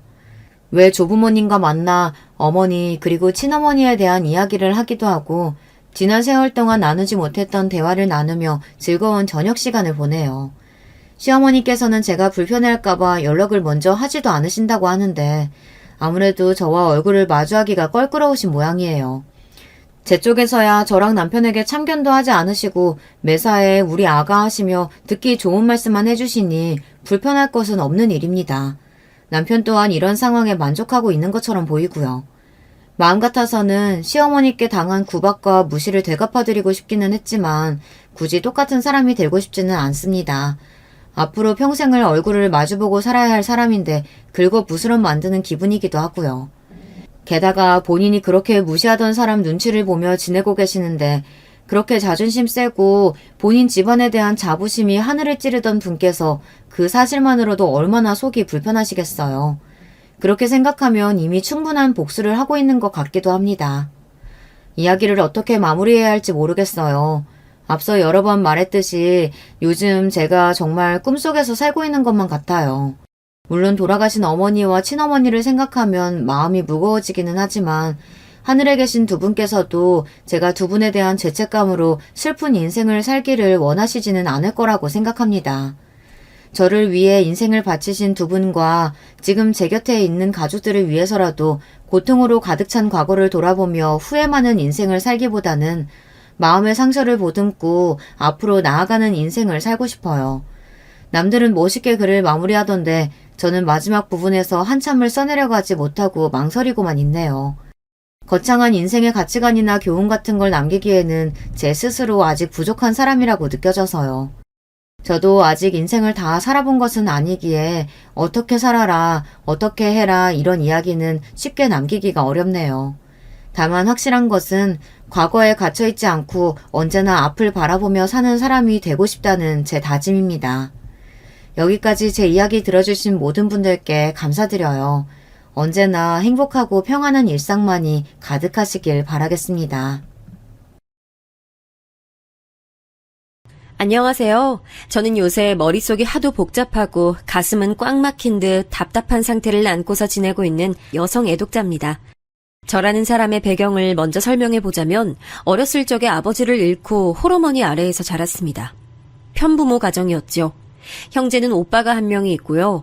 아버지는 허망하게도 새벽 어두운 시각에 뺑소니 사고를 당하셔서 집에서 불과 100m도 떨어지지 않은 곳에서 돌아가셨습니다. 그때 제가 초등학교 1학년 입학한 지 얼마 안 되었을 때였네요. 친정 엄마는 어린 자식들을 홀로 키우실 생각에 무척 막막해 하셨어요. 친가는 원체 가난한 편이었고 외가도 썩 사정이 좋지 못했는데 각자 가정들을 건사하며 살아가기 바쁘다 보니 저희에게 도움을 줄 만한 집은 없었던 것 같아요. 그때 딱 한 집이 저희에게 손을 내밀었으니 바로 친정엄마의 친언니 되시는 제 큰 이모셨습니다. 경자야, 내가 인맥이 좀 있어서 부동산 개발 쪽으로 정보 가지고 있는 거 너도 내가 일전에 말 흘린 적이 있어서 알고 있지? 언니. 지나가듯 언뜻 들은 말이었지만 기억은 하고 있어. 그런데 그건 왜? 고급 정보라면 언니도 조심스럽고 욕심나는 걸 텐데. 나도 당연히 욕심나지. 이번에 뜬 정보대로라면 이거 완전 노다지야. 근데 나만 좋게 살자고 할 순 없는 상황이잖아. 너 지금이라면 돈 좀 쥐고 있는 거 있지? 제부 그렇게 되고 나서 제부가 다니던 회사에서 위로금 나온 거 있을 테니까. 그거라면 당연히 아직 있지. 그래서 지금 당장은 먹고 살 걱정이 없는데 앞으로 애들 키우고 살 생각하니까 미래를 보면 그게 막막해서 두려울 만큼 걱정돼. 지금 가진 돈으로 얼마나 버틸 수 있을까 싶기도 하고 내 주제에 좋은 직장이나 과연 잡을 수 있을까 그런 회의감도 들어. 내가 경자 너 그런 생각하고 있을 줄 알았어. 얘 잔말 말고 이 언니만 믿고 그 돈 다 투자해. 이 언니가 내 동생하고 조카들 아주 그냥 돈방석 올려줄 테니까. 정말이야 언니? 나하고는 다르게 언니는 워낙 아는 사람도 많고 활동도 많이 하니까 그건 왠지 다른 세상 사람처럼 느껴질 때도 사실 종종 있었는데 갑자기 이렇게 손 내밀어주고 좋은 기회 주면서 도와줘서 정말 고마워. 물보다 진한 게 피 아니겠어? 가족도 다 뭐 하겠어? 국 끓여 먹을 거야? 이럴 때 가족 찬스 쓰는 거야. 경자야, 너 지금 가지고 있는 전 재산으로 엄청난 부자 한번 돼보자. 친정엄마는 의심의 여지 없이 수중에 돈을 탈탈 털어 큰이모에게 건네줬어요. 그리고 얼마 뒤 큰이모는 소식을 끊었습니다. 큰이모네 식구가 온데간데 없이 증발했어요. 있던 돈을 전부 다 큰이모에게 넘긴 것으로도 모자라서 친정엄마는 빚까지 생겨버렸어요. 큰이모가 그렇게 만들고는 도망가 버렸더라고요. 당시 건강이 안 좋으셨던 외할아버지께서는 큰이모의 천인공노할 행각을 아시고 충격으로 쓰러지신 뒤 그대로 세상을 떠나셨습니다. 외할머니께서도 이후 건강이 급격히 악화되셨고요. 엄청난 일련의 과정을 겪으신 이후 친정엄마는 너무나도 괴로워하셨어요. 자식들만 아니라면 당장이라도 숨을 끊어버리고 싶다는 혼잣말을 하루에도 몇 번씩이나 하실 정도였죠. 저는 친정엄마가 정말로 그런 나쁜 선택을 내릴까봐 무서워서 착하고 말 잘 듣고 집안일 척척 해내는 딸이 되기 위해 애썼습니다. 그리고 이런 저와는 다르게 똑같은 상황을 겪고서 오히려 엇나갔던 인물이 바로 제 친정오빠였어요. 엄마가 천하의 머저리처럼 굴지만 않았어도 우리 집 지금 이렇게 안 살았어. 아버지 돌아가시고 나서 받은 조의금, 위로금 그거 싹 다 날려버렸잖아. 큰이모 탓하지 마. 그냥 엄마가 멍청한 거야. 멍청해서 당한 건데 그런 주제 누굴 탓해? 오빠, 엄마한테 말 너무 심하게 하는 거 아니야? 엄마라고 그러고 싶어서 그런 것도 아니잖아. 오빠도 알잖아. 근데 왜 말을 그렇게 하고 학교에서 사고만 치고 다녀? 오빠는 뭐가 잘나서 그러고 다니는데? 야, 착한 척 하지 마. 쓸데없이 착한 척만 하면서 천하의 모자린 거. 난 너랑 엄마랑 둘이 엄청 닮았다고 생각하거든? 그러니까 너 앞으로 나한테 말 걸지 마라. 난 너 마음에 안 들어. 사춘기였던 저희 남매는 서로에게 감정의 날을 세웠고 저는 친정오빠의 비행이 꼴불견이라 생각했으므로 적반하장으로 나오는 그 태도가 불쾌해서 아예 절연을 한 수준으로 대화는커녕 눈도 안 마주치고 살기 시작했어요. 큰이모의 사기 행각 이후 생기를 잃어버린 채 간신히 하루하루 연명하며 오로지 자식들만 보며 사는 엄마가 너무 불쌍하게 느껴졌습니다. 그런 엄마의 처지도 알아주지 않고 끊임없이 자잘한 사고만 쳐대는 오빠가 정말 싫었고요. 그런데 엄마는 그런 당신의 아들을 크게 나무라지 않으셨어요. 그저 모든 게 당신의 잘못이겠거니 생각을 하실 따름이었죠. 그럴수록 저는 오빠가 싫어졌고 남매 간의 우애가 완전히 단절된 채로 시간이 흘렀습니다. 돈 잃고 빚까지 졌던 탓에 저희 집은 아주 어렵게 살아오다가 제가 결혼할 때쯤 돼서야 여유로워졌어요. 참고로 오빠가 저보다 먼저 장가를 들었고요. 결혼 상대를 저는 결혼식장에서나 처음 봤습니다. 상견례 자리에도 저는 안 나갔거든요. 그건 오빠 쪽도 마찬가지였어요. 그 정도로 어찌 보면 유치하다 할 수 있을 만큼 저희 남매는 서로에게 벽을 치며 살아왔어요. 모든 것의 시작은 큰이모의 사기 행각에 있었기에 저는 결혼할 상대를 고를 때 성실하고 의문스러운 점이 없으며 금전적인 어려움이 없는 걸 기준으로 삼았죠. 그렇게 만나서 결혼하게 된 남편은 기업 연구직으로 종사를 하고 있었습니다. 감투에 비해 연봉이 아주 높진 않았지만 적어도 고용 불안에 시달릴 일은 없는 직무였고 해외 지사 연구소로 출장을 자주 나가기도 했습니다. 남편에겐 남동생이 한 명 있어요. 시동생은 훨씬 더 작은 중소기업에서 개발 쪽 일을 하고 있었고요. 남편이 직업적으로 훨씬 잘났지만 시동생은 결혼을 잘했어요. 제 동서되는 사람의 직업이 무려 의사였습니다. 동서가 시동생보다 연상이었고 저보다 나이도 많았어요. 하지만 제가 손윗사람이기 때문에 서로에게 존칭을 하는 것으로 처음에 정리를 했죠. 그럼 호칭은 그냥 동서라고 불러도 괜찮은 거 맞죠? 앞으로 잘 부탁해요, 동서. 저도 잘 부탁드릴게요, 형님. 제가 비록 나이는 더 많지만 형님이 결혼 선배고 또 이 집안에 먼저 들어오신 선배이기도 하니까요. 앞으로 제가 많이 배워야겠어요. 그래봤자 제가 꼴랑 1년 더 먼저 결혼한 것뿐인데 아무튼 말씀이나마 그렇게 해주셔서 감사해요. 내과 의사라고 하시길래 저는 지레 겁부터 먹고 긴장하고 있었지 뭐예요.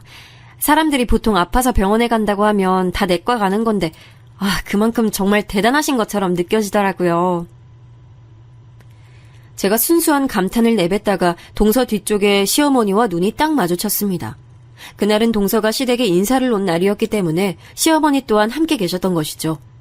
동서가 보는 앞에서 시어머니께서 저에게 이렇게 말씀을 하시더라고요.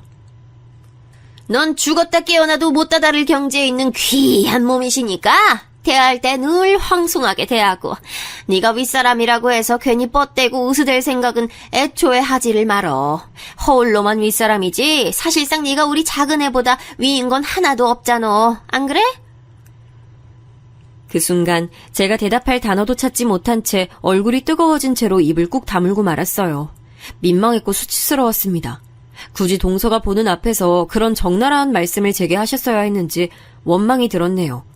게다가 저는 한 번도 우리 큰애라는 식으로 칭해주신 적 없으시면서 동서에겐 단박에 우리 작은애라고 지칭해주시는 것에 서운한 마음이 밀려왔어요.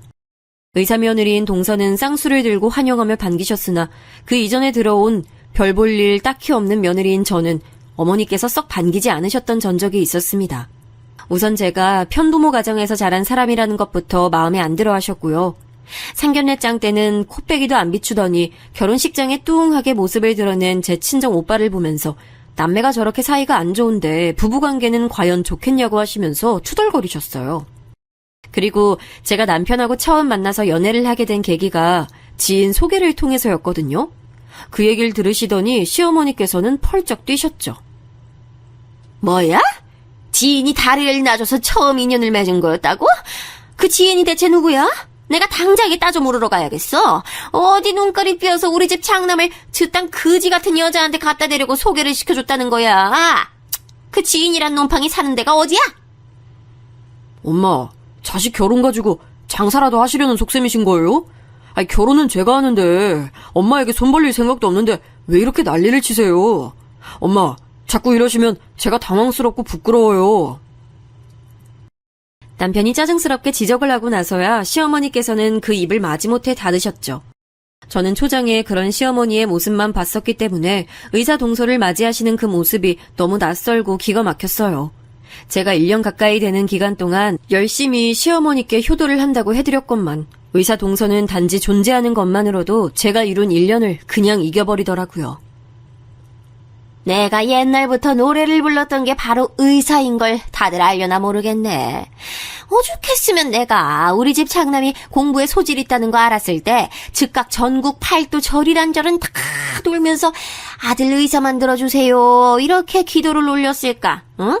근데 정작 본인이 의사 되는 거에 흥미가 없었으니 말짱 도루묵이었고, 아유, 시간이 흘러서 집안에 의사가 이런 방법으로 생길 줄이야. 아유, 그때 내가 기도하고 다녔던 게 효과가 있었네.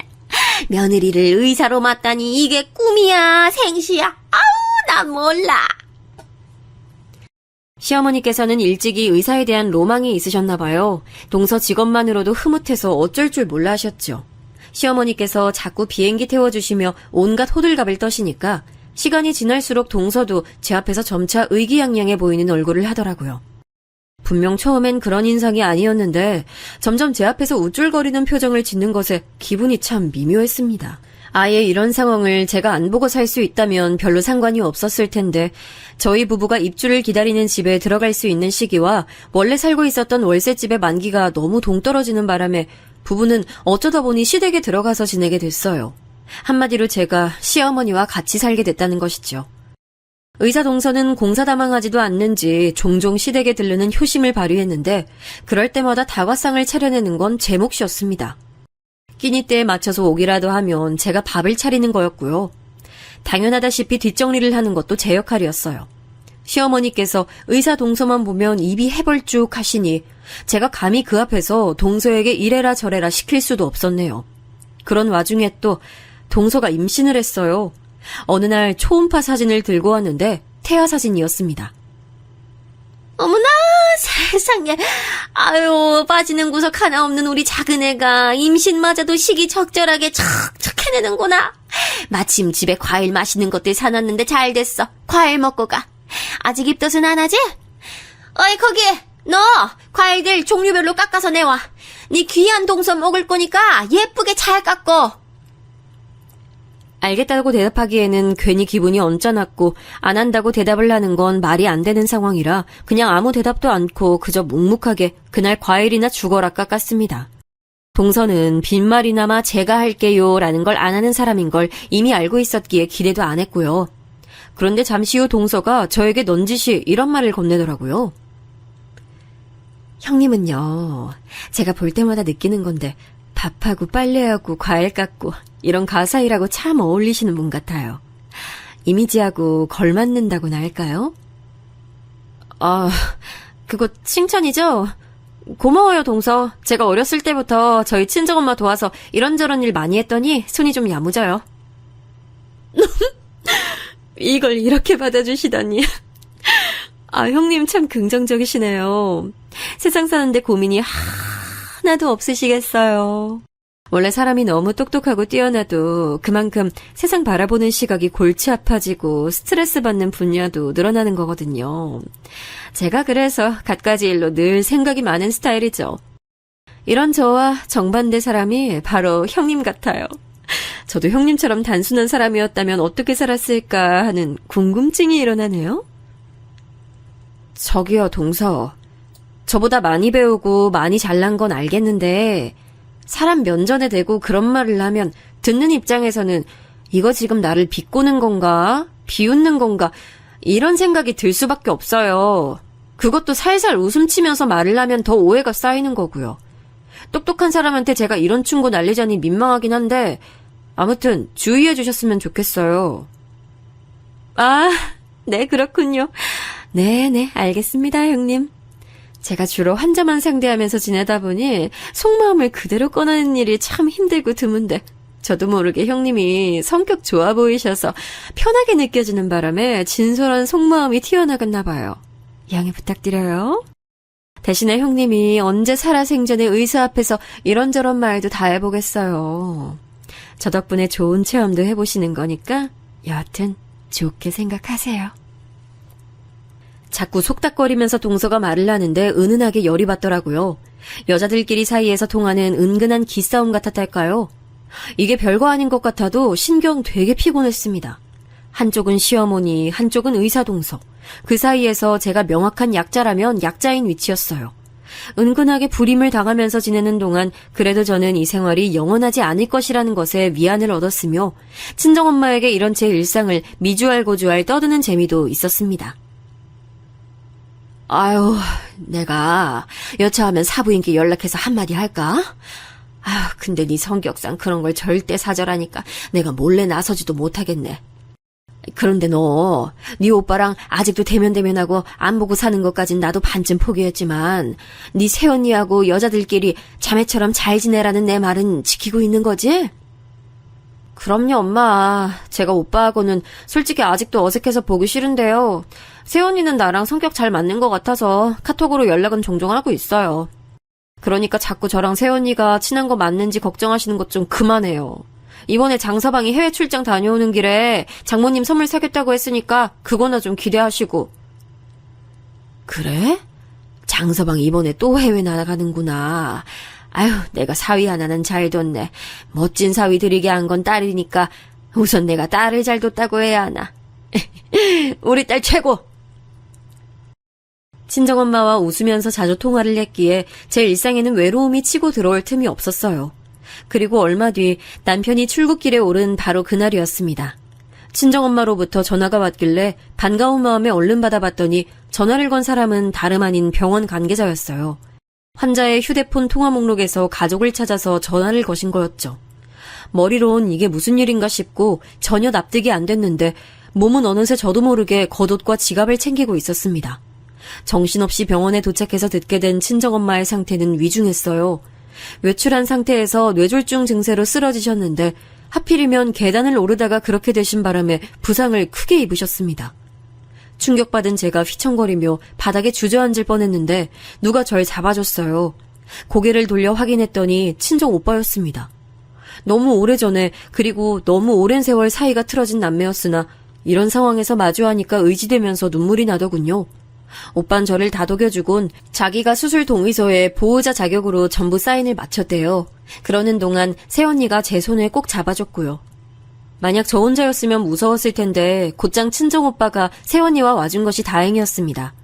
기나긴 수술 시간 동안 초조하게 기다리던 저는 휴대폰에 들어온 알림을 확인했어요. 시어머니께서 문자를 보내셨더라고요. 말도 없이 나가선 전화도 안 받고 뭐 하는 짓이냐고 잔소리를 해놓으셨길래 제가 전화를 걸어서 설명드렸습니다. 네, 어머님. 다름 아니라 저희 친정엄마가 갑자기 쓰러지시는 바람에 병원이에요. 수술실 앞에서 수술 끝나는 거 기다리는 중이에요. 경황이 없어서 어머님께 따로 연락드릴 생각조차 못했어요. 뭐야? 사부인이 수술을 받아? 아유, 그거 아주 큰일이네. 난 또 네가 왜 이렇게 연락이 안 되나 했는데 그런 일이 있었다니. 지금 많이 걱정되는 상황이라서요. 어머님께서도 부디 저희 친정엄마 무사히 수술 잘 받으실 수 있도록 기도 좀 해주세요. 그래, 알았다. 설마 별 큰일이야 있겠어? 너무 걱정하지 마. 걱정 그렇게 하면 될 일도 안 되는 게 세상 이치야. 우리 큰아들이 마침 오늘 멀리 외국 나가서 다행이네. 안 그랬다면 장모 걱정에 우리 큰아들이 고생 좀 했을 거니까 말이야. 별로 상황에 적절하게 하신 발언은 아닌 것 같아서 제가 조용히 눈살만 찌푸렸을 뿐 대답은 안 했습니다. 그 뒤로 그저 인사만 남기고 통화 종료했고요. 시어머니와 통화를 마치고 나서 수심에 잠긴 친정오빠와 새언니의 얼굴을 보고 있는데 그 순간 왜 그렇게 가족처럼 보였는지 모릅니다. 제가 현재 함께 살고 있는 가족은 시어머니였건만 접점을 최소한으로 줄이고 지내온 오빠 부부가 확실한 제 편처럼 느껴져서 기분이 이상했네요. 그리고 몇 시간 더 흐른 뒤 드디어 수술방 문이 열렸습니다. 장기 출혈이 너무 심해서 다 처치하지 못하고 우선의 최선만 다해놓은 상황이라는 말을 들었고 엄마는 중환자실로 옮겨졌습니다. 바람과는 달리 너무나도 힘들게 상황이 흘러갔고 마음속으론 정말 돌아가시면 어떡하지라는 걱정뿐이었어요. 하루에도 12번씩 제 심장이 쿵 떨어졌다 올라가길 반복했네요. 그렇게 이틀이 지나고 차도가 조금이나마 있다는 의료진의 말, 그건 정말 제게 한 줄기 희망이었어요. 엄마가 수술 뒤 중환자실에 들어간 이후로 제가 처음으로 입가에 미소를 띄었습니다. 엄마, 제발 조금만 더 힘내서 버텨줘요. 이대로 떠나기엔 엄마도 너무 억울하고 한만 많은 인생이잖아. 이제야 편하게 빛 좀 보려고 하는데 설마 이렇게 떠나실 건 아니죠? 기분 탓이었을까요? 엄마 안색도 한결 나아 보였어요. 저는 희망의 불씨를 가슴에 품은 채로 엄마의 기적적인 회복을 기도했습니다. 그러나 하늘도 무심하시지. 엄마는 제 간절한 바람에도 불구하고 숨을 거두셨습니다. 차도가 보인다는 말을 들은 지 불과 24시간도 지나지 않아 벌어진 일이었습니다. 저는 아무래도 마음의 준비가 안 돼 있었나 봐요. 친정엄마의 임종을 확인하자마자 눈앞이 노을해져서 혼절까지 하고 말았어요. 피로와 스트레스가 잔뜩 누적되어 있었던 탓인지 몇 시간씩이나 정신을 차리지 못했다가 간신히 깨어났고 옆에는 새언니가 있었습니다. 괜찮냐고 물어보기엔 아닌 상황인 거 아는데 이 말밖엔 물을 말이 없네. 좀 괜찮아요? 장례 준비는 절차대로 다 하고 있어요. 몸 추스르는 대로 장례식장 내려가면 되는데 제 바람으로는 그냥 더 누워있어도 좋을 것 같아요. 아니에요. 제가 어떻게 더 누워있겠어요. 우리 엄마 차가운 영안실에 누워있다가 뜨거운 불길 속으로 들어갔다가 작은 함에 담겨서 영영 좁은 공간에 안치될 일만 남았는데 자식으로서 제가 어떻게 누워있어요. 저 좀 부축해주세요. 우리 엄마 영정 앞으로. 제가 지금 바로 가야겠어요. 입에서는 속사포처럼 말이 줄줄 튀어나갔어요. 그 몽롱하고 멍한 정신으로 어떻게 그런 말을 다 내뱉고 새언니와 함께 장례식장까지 갔는지 저도 의문입니다. 몸과 마음은 만신창이가 됐지만 마치 본능에 따라서 그렇게 했나 봐요. 오빠는 침통한 얼굴로 아무 말 없이 제 어깨를 몇 번 두드려줬습니다. 혈육이기에 알 수 있는 것인데 오빠는 애써 건조한 눈가를 유지하고 있었지만 울고 있는 셈이나 다름없었어요. 그 떨리는 눈동자, 부자연스럽게 힘이 들어간 인매만 봐도 속으론 오열하고 있는 걸 알 수 있었네요. 이 세상에서 지금 이 순간 제 아픔과 슬픔을 가장 이해할 수 있는 존재가 친정오빠라는 사실을 느낄 수 있었습니다. 역시나 가족은 가족이란 생각을 했네요. 제가 혼이 빠져서 친정엄마의 영정사진을 보며 눈물 짓고 있는 사이 친정오빠는 조문객들을 응대하며 조금도 쉬지 않았습니다. 우리 엄마 마지막 가시는 길에 그래도 오빠가 자기 최선을 다하는구나. 오빠도 우리 엄마 자식이라는 걸 어쩌면 내가 의도적으로 지난날 동안 간과하고 살았을지도 모르겠네. 오빠가 저로 하여금 그런 생각이 들게 하는가 하면 반대의 생각이 들게 만드는 존재도 있었어요. 저는 조문 온 시동생을 보면서 멍하게 입을 뗐습니다. 혹시 어머님 같이 안 오셨어요? 그리고 동서는요? 아, 형수님, 그게 두 사람 다 사정이 있어서 지금 같이 오진 못했습니다. 면목이 없네요. 삼가 조의를 표합니다. 갑자기 무슨 일이라도 생겼나 봐요. 그러고 보니까 갑자기 생각났는데 출장 계획 있다고 하시지 않았어요? 제가 얼핏 들었던 것 같은데 엄마 일 때문에 잊고 있었네요. 예, 맞습니다. 사실 오늘이 출장길에 오르는 날이에요. 저는 같이 출장 가는 동료한테 상가집 가야 한다고 양해 구해놓은 상태고요. 이번이 간만에 잡힌 장기 출장이라서 지금 가면 다음 달에나 돌아올 것 같아요. 오늘 말곤 다시 조문 올 수 없어서 죄송합니다. 출장길에 이렇게 와주셨으니 그걸로 된 거죠. 고맙습니다. 저희 엄마도 하늘에서 그렇게 생각해 주실 거예요. 속이 온통 문드러진 상태였지만 제법 감정을 억누른 채로 시동생을 맞았죠. 반쯤 넋이 빠져있던 상태였기 때문에 사실 시동생이 떠나고 나서야 상황을 제대로 한번 곱씹어 왔습니다.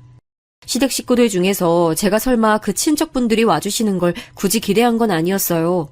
다만 시어머니와 동서는 조문을 안 오는 게 이상한 거였으니까 의문을 품었죠. 지끈거리는 머리로 저는 순간적으로 아마 둘 다 내일 조문을 올 생각인가 보네 이렇게 생각하고는 말았습니다. 하지만 그 다음날이 되어도 둘 다 조문을 오지 않았습니다.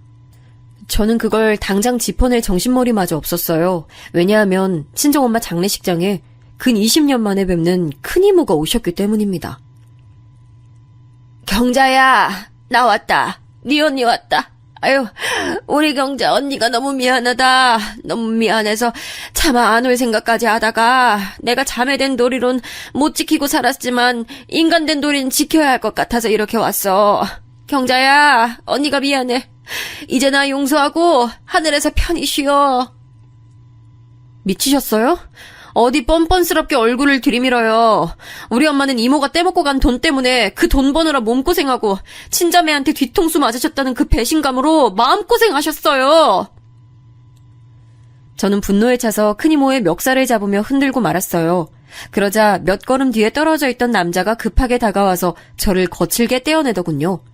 누군가에서 봤더니 큰이모 아들인 제 사촌 오빠였습니다. 저도 모르게 이를 세게 갈면서 사촌 오빠를 노려봤고 악에 맞힌 채로 큰이모 멱살을 다시 잡았습니다. 그러자 일전보다 더욱 거친 악력으로 저를 떼어냈어요. 그리고 저는 처절하게 장례식장 바닥을 나뒹굴었습니다. 아픔에 경악하고 있던 그때 달려온 사람이 바로 친정 오빠였죠. 이게 뭐하는 짓이야? 돈에 천륜도 저버리고 영혼까지 팔 수 있는 천박한 족속들이 우리 엄마 가시는 길에 똥칠하러 온 걸로도 모자라서 내 동생까지 괴롭혀?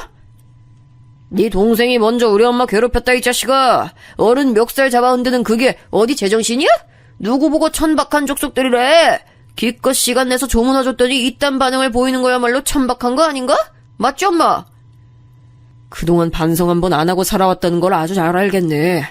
수치도 모르고 설치는구나. 우리 엄마 장례식에서 내 눈앞에서 내 동생을 그렇게 대하고도 무사할 거라고 생각했다면 오산이야. 여보, 경찰 불렀지? 친정오빠 질문에 뒤편에서 새언니가 고개를 끄덕였어요. 그러자 큰이모와 사촌오빠 표정에는 대번에 난감한 기색이 피어나더군요. 근처를 순찰하고 있기라도 했던 건지 경찰은 무척 빠르게 도착했고 친정오빠는 경찰 앞에서 사촌오빠를 지목했습니다. 조문객들이 대체 이게 무슨 소란인가 싶어서 어안이 벙벙하게 보였지만 저는 그 경황 없는 와중에도 어쨌거나 큰이모에게 이런 식으로나마 갚아주게 돼서 속이 시원하다는 감상이었습니다. 혹시 친정엄마가 하늘에서 이런 상황을 유도해 주신 게 아닐까 하는 생각마저 들면서 여러모로 갖가지 감정들이 휘몰아쳤네요. 이런 사건에 갑자기 끼어드는 바람에 제가 친정엄마의 발인 때까지 차마 신경을 기울일 수가 없었던 거예요. 시댁 쪽엔 말이죠. 잠깐만, 그러고 보니 어머님하고 동서는 끝내 오지 않았네. 정말 무슨 갑작스러운 병고라도 생겼나? 엄마 장례를 힘들게 치르고 있을 나한테는 알리기 미안하니까 아무 말도 안 하고 있는 건가? 화장터에서 머리가 깨지도록 오열을 하고 납골당에 가서 친정엄마가 편하게 자리 잡으시는 모습까지 보고 나서야 저는 문득 시댁 생각을 해냈던 거예요. 안 그래도 마침 아리송해하고 있는데 새언니가 저에게 슬쩍 다가오더니 물어보더라고요. 저기 그런데 동서 되시는 분은 그렇다 치고 어떻게 시어머니께서도 안 오실 수가 있어요? 궁금해서 계속 물어볼까 하다가 이제서야 물어보는 거예요. 혹시 뭐 때문에 안 오신 거래요? 네? 아, 그게 사실은 저도 연락을 받은 게 없어요. 갑자기 무슨 특별한 상황에 처하신 것 같긴 한데 그냥 제 짐작이고요. 근데 제 동서는 왜 그렇다 치고예요? 그렇게 생각하신 이유가 있으세요? 아, 저번에 카톡으로 안부 주고받았을 때 그 동서 되시는 분 임신했다고 그러셨잖아요. 그것 때문에 그랬네. 제가 언니한테 제 동서 얘기를 했었군요. 아, 맞네요. 동서가 임신했다는 소식을 들었던 날 생각해보니까 언니하고 카톡을 나눴었네. 그때 약간 제가 경황이 좀 없어서 얼떨결에 언니 카톡에 답장을 했었던 것 같은데 그때 동서 얘기를 했었네요. 근데 임신이랑 조문이랑 무슨 관련이 있나요? 요즘 세상은 이런 거 안 따지는 사람들이 훨씬 많긴 한데 아직도 있다고 저는 들어서 알고 있거든요. 임신한 몸으로 상갓집 가는 거 아니라고 믿는 사람들이요. 그런 사람들 아직 꽤 있대요. 동서 되시는 분도 그래서 안 오신 거 아닐까요? 그렇지 않고서야 이유가 없잖아요. 아, 제가 그런 쪽으로 미처 생각을 못했네요. 언니 말 듣고 보니까 일리가 있어요. 아무래도 그 사유인 듯 싶어요. 아휴, 아무튼 언니 고생 많으셨어요. 저 진짜 제정신이 아니라서 장례식장에서도 몇 번이고 미쳐버릴 것 같았는데 언니 계셔서 심적으로 의지가 좀 됐네요. 오빠한테도 너무 고맙고요. 정말이에요? 아휴, 그렇게 생각해주니까 고맙네. 앞으로 남매끼리 잘 지내는 모습 난 정말 보고 싶어요. 그래야 하늘에 계신 어머님도 기뻐하실 거예요. 새언니 말을 들으며 겸연쩍은 표정을 지어 보이던 저는 뒤편에서 친정오빠가 조금 머쓱한 기색으로 서 있는 걸 봤어요. 딱 눈치로 느껴지는 게 있더군요. 새언니가 저에게 시댁 조문 일을 물어본 건 친정오빠가 시킨 일인 것 같았습니다. 자기가 궁금한 부분인데 제게 직접 물으러 오기 민망하니까 새언니를 시킨 모양새더라고요. 저는 그런 오빠와 눈이 마주치자 슬쩍 미소를 보내줬어요. 그러자 오빠는 고개를 끄덕여줬고요. 단절되다시피 하며 지냈던 남매는 그것이 불효인 줄도 모르고 그렇게 살았다가 모친의 죽음을 마주하고 나서야 화해를 했습니다. 아무리 생각해도 제 자신이 너무 못난 자식인 것 같아서 엄마에게 미안한 점 투성이었어요. 오랜만에 집으로 돌아가는 길, 저는 울며 웃기를 반복했습니다. 마치 실성한 사람처럼요. 왜 엄마 같은 심성이 착하고 고운 사람이 나 같은 부족한 딸을 낳았을까 싶어서 진짜 미칠 것 같았어요. 힘들고 지친 발걸음으로 당도한 현관문 앞, 저는 뇌리에 박힌 도어락 비밀번호를 누른 후에 고개를 갸웃해야만 했습니다. 비밀번호가 틀렸다는 표식이 떴거든요. 잘못 눌렀나 싶어서 다시 해봤지만 여전히 틀렸다는 표식이 저를 반겨줬어요. 저는 의문을 안고 현관 벨을 눌렀습니다. 그러면서 문에 대고 노크도 했죠. 어머님, 안에 계시죠? 저 왔어요. 문 좀 열어주세요. 언제 나올까 했는데 이제야 오는구나. 옛단이 침이다.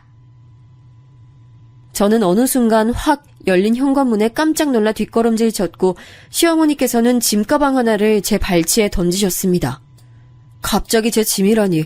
도어락 비밀번호가 틀린 것과 맞물려서 저는 마치 제가 쫓겨나는 상황 같다는 판단이 들어서 속이 차갑게 식었어요. 제 짐이라니 무슨 말씀이세요? 그러고 보니까요, 어머님. 저희 엄마 떠나시는 길에 오지도 않으시고 멀쩡히 댁에 계셨네요. 그럼 멀쩡히 있었고 말고. 그러니까 더 부정탈까봐 노심초사하게 되는구나. 너 그 짐 가지고 어디 여관 같은 데서 지내. 한 달 정도는 좋게 그래야 될 거야. 언감생심 이 집에 들어올 생각은 말고. 네 자랑스러운 의사 동서가 임신한 걸 생각해줘야지. 임신한 몸인데 만약 너 때문에 재수 온 붙으면 그건 네가 책임질 거 아니잖아. 어머님, 지금 설마 동서가 임신을 해서 두 분 다 저희 친정엄마 장례식장 안 오셨다고 말씀하시는 거예요? 게다가 한순간에 엄마 잃고 심장 뜯기는 기분으로 장례 치르고 온 저한테 집에 들어오지 말라고요? 여관방에서 지내라고요? 어머님, 이건 아니죠. 어떻게 이러실 수가 있어요? 부정탈지도 모르는데 내가 그럼 어떻게 아니래. 귀한 의사 며느님이 뱃속에 우리 집안 씨를 품은 게 우선이지 이미 죽고 없는 네 엄마 기리는 게 우선이야? 말씀 그렇게 함부로 하시는 거 아니에요. 어머님, 제가 그동안 어머님 수준 낮은 언행을 많이 목도하면서도 며느리 된 도리 지키겠다고 꾹 참으면서 따라왔는데 지금 이건 정말 아닌 것 같아요. 이 황당무계한 짓거리에 의사씩이나 되는 엘리트 동서가 동의를 해서 가담했다는 게 전 정말이지 믿어지지가 않아요. 혹시 어머님 독단이에요? 동서가 이렇게까지 했을 거라고는 상상이 안 돼요. 독단이라니. 내가 우리 작은애하고 얼마나 사이가 긴밀하고 좋은데. 우리 작은애도 장례식장 같은 곳에 임신한 몸으로 가면 귀신 붙는다고 가기 싫어해. 네 엄마 귀신이 자기한테 해코지할 것 같다면서 우리 작은애가 걱정하더라. 그거 아주 일리가 있는 말이야. 아니 너는 아직 임신 소식 없는데 가뜩이나 잘난 동서가 먼저 임신까지 탁 해버린 상황을 네 엄마 귀신이 곱게 봐줄 리가 없잖아. 그러니까 네가 이 집에 들어오면 안 된다는 거야. 네가 있으면 우리 작은 애가 여기를 안 올 텐데 아우 나 그런 상황은 내가 용납을 못해. 제 인내심의 한계는 거기가 끝이었습니다. 친정엄마를 두고 네 엄마 귀신이라니요. 분노에 차오른 제가 발치에 있던 짐가방을 들어서 시어머니를 향해 던져버렸어요. 시어머니께서는 외마디 비명을 지르며 몸을 숙이셔서 그걸 피하시더니 겁에 질려서 몸을 떠시면서도 황급하게 현관문을 닫는 건 잊지 않으시더군요. 삽시간에 닫혀버린 현관문을 제가 주먹으로 두드렸더니 안쪽에서 시어머니의 놀란 비명소리가 들려왔습니다. 언뜻 경찰을 부르겠다고 그렇게 말씀하시는 소리가 들린 것 같아서 더욱 화가 치밀어 올랐죠. 그러다가 문득 휴대폰으로 시각을 확인했어요. 아직 동서가 있는 병원이 진료를 보는 시간이었습니다. 문 닫기 전에 쳐들어가서 동서에게 따져 물어야겠다는 목표가 저를 휘감았어요. 눈에 뵈는 것이 없는 상태로 저는 동서가 있는 병원까지 곧장 가버렸습니다. 제가 그때 어찌나 격양되어 있었는지 내과가 입점해 있는 건물에 도착해서 엘리베이터를 간발의 차이로 놓치자 그대로 계단을 밟고 올라가 버렸어요. 조금의 지체도 스스로 용납이 되지 않았습니다. 그렇게 도착한 병원, 저는 곧장 접수하는 곳으로 가서 동서를 찾으려고 했는데 때마침 화장실에 다녀온 동서가 자기 진료실로 들어가는 모습이 눈에 들어오는 게 아니겠어요? 아주 평온하고 때깔이 좋더군요. 분노에 눈이 돌아간 제가 동서를 따라 진료실로 들어갔습니다. 등을 돌려 저를 확인한 동서가 화들짝 놀라더군요. 오랜만이에요, 동서. 그런데 왜 그렇게까지 놀라요? 마치 귀신이라도 본 사람처럼 얼굴이 금세 사색이 됐네. 아니, 어떻게 여기에 저를 보러 오셨나 봐요? 그런데 제가 지금은 좀 바쁜데 우선 나가주시겠어요? 급한 용무 있으신 거면 전화나 문자로 하세요. 제가 바로 확인할게요. 밖에 대기 환자 없던데요? 안 바쁜 것 같은데. 그리고 바쁘다면서 전화나 문자는 바로 확인하시겠다고요? 말이 앞뒤가 안 맞는데요. 혹시 제가 친정엄마 장례 치르고 온 몸이라서 저하고는 상종하기 싫다 뭐 이런 거예요? 의사씩이나 되시는 분이 고작 그런 미신 하나 때문에 저희 친정엄마 장례식에 코빼기도 안 비추실 줄은 몰랐습니다. 정말 서운하네요. 어머님한테 뭐 얘기 듣고 오신 거구나. 그럼 저도 그냥 안 숨길게요. 네, 장례 치르고 온 사람하고 상종하고 싶지 않아요. 부정 타는 것 같아서 그냥 싫어요. 형님에게나 본인 친정엄마지. 나한텐 피 한 방울 안 섞인 모르는 아줌마인데 내가 굳이 장례식장에 가야 했을까요? 전 그렇게 생각 안 하는데요. 뭐라고? 모르는 아줌마? 지금 말 다 했어요? 제 입장에선 틀린 말도 아니죠. 그리고요, 형님. 남의 일터에 불쑥 들이닥쳐서 이러시는 거 엄연히 영업방해예요. 얼른 나가주세요. 기가 막혀서 미치겠네. 이보세요. 환자 상대하는 의사가 말을 그따위로 막 해도 되는 거야? 이 병원 대체 뭐야? 무슨 의사가 이래? 동서의 신랄한 표정과 곁들인 망언에 제가 그만 눈이 돌아가 버렸어요. 친정엄마는 당신의 자식들에게 마지막 인사도 따로 못 건네시고 허망하게 고통 속에서 눈을 감으셨는데 그 죽음이 희화화되는 것처럼 느껴져서 도저히 견딜 수 없었습니다. 저는 손에 잡히는 것들을 그냥 되는 대로 다 집어 던졌어요. 필기구, 서류 이런 것들이요.